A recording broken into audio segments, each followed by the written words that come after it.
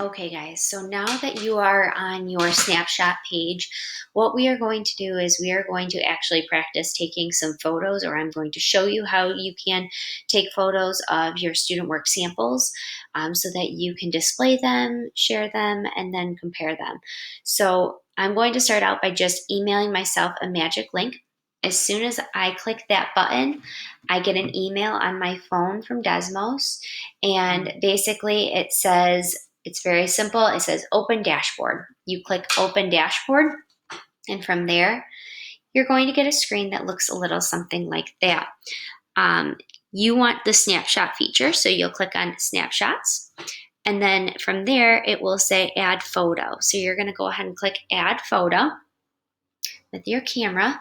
And I already have some student samples set up, so I'm going to go ahead and take pictures of those, and then you will see them automatically uploaded to the left-hand side of my screen in just a moment. So just hang with me 1 second while I take a couple quick photos.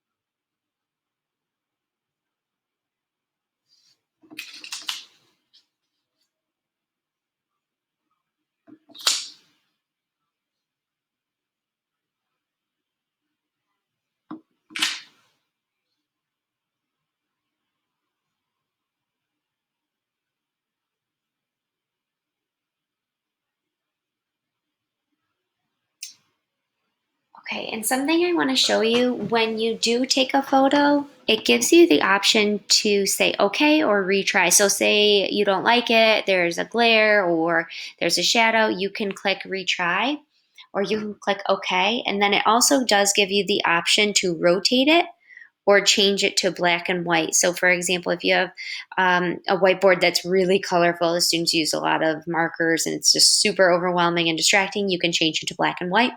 Or for multiple other reasons, you can obviously change it to black and white, or you can rotate it. But all of those turned out okay, so they are automatically uploaded over to the left there. So now that we have them over here, I'm starting to think about why it is that I selected these work samples. Which ones am I going to talk about first, and then which ones am I going to save for maybe later? So I like to think about them in the concrete, the representational, and the abstract. So which of those students you'll use something really concrete, like for example, maybe they drew 18 apples and crossed out 7 of them, or something like that. So I might start with these first because they're pretty concrete. However, you might notice that I have a glorious error in there, and that is why I selected that student sample. When they drew their circles, they drew one too many because they didn't have them arranged in a way that made it easy to count. So that is why I'm going to highlight that one, not to make fun of the student or call them out, but just to bring attention to it and to make sure that they are using strategies that are helpful and that also we can avoid those errors in the future.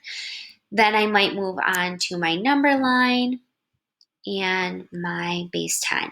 So you can add as many to a presentation as you want. You can also just do one per slide, but I like to typically use like 2 or maybe 3 so that we can look at them, talk about them, compare them, and then kind of talk about what things are similar and different. And something else I want to highlight before I go on is that I know that I took those pictures quite quickly. I know that's not very realistic in a classroom setting, but what I am doing during that time typically is having the students sharing their strategy with their partners. So they're kind of rehearsing what it is that they're going to say if I do select them to come up and share their strategy. But with everything with COVID, I might just be having them practice saying their strategy out loud and rehearsing it in that way. Maybe not turning and talking to a partner, but just saying it out loud in maybe a whisper voice or a voice level 2. Just to give me the opportunity to take the photos that I need to take, upload them, and then sequence them in the order in which I want them in. So once you have them in the order that you want them, and you can go down to as many different collections as you want, I am doing these two. You will click present.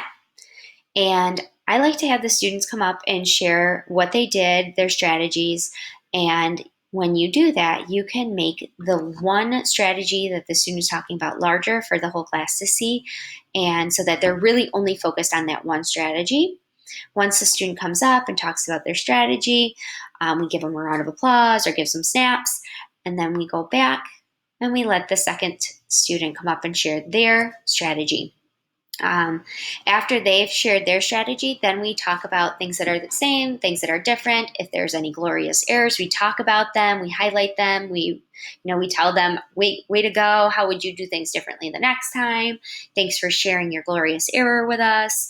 And then after we've done that, we move on to the more representational or abstract way of thinking with the number line and the base 10. Sometimes we don't get there. Sometimes I like to use a student sample at the very end that ties very closely to the ready strategy for the day so that they can know that's where we're heading next. So actually, I'm really glad that this student chose this strategy because that's the ready strategy for today. And then on the next slide, I'm sharing with them that strategy that the student actually did. So they really like it when their strategy was the ready strategy of the day. So there is that. That's how I use DESMOS in my math instruction. But really, a lot of it is put on the students. They're the teachers, and I'm just kind of stepping back and letting them kind of run the course of the instruction. And it really works well and lends itself well to the think, share, compare routine. I love it, and I hope that you do as well. Thank you so much for learning about DESMOS.